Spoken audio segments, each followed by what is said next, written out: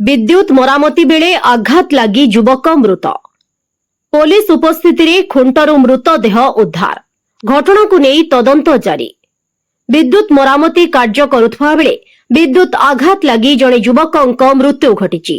रामगिरी थाना अंतर्गत तबारसिंह ग्राम पंचायतर चंपानाल गांव में यह अघटन घटी।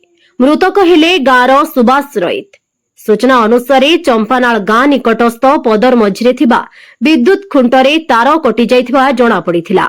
एही तार मरामती और जोड़िबा पई सुभाष खुंट उपरकु चढ़िथिबा कुहा जाउछि।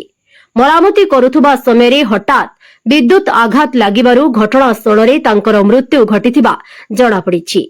विद्युत आघात परे तांक मृतदेह दीर्घ समय धरी विद्युत खुंटरे ओहଳି रहिथिला। खबर पाई रामगिरी पुलिस घटनास्थल पहुंचीथिला। पुलिस उपस्थिति मृतदेह को विद्युत खुंटरू तलक ओह्लाई अणा जाइथिबा सूचना मिली।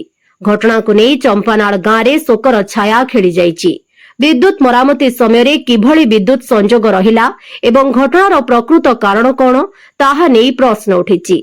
घटना संपर्क में पुलिस और विद्युत विभाग पक्षरु तदंत करा जाउथबा बेले तदंत परे प्रकृत तथ्य स्पष्ट हेबो।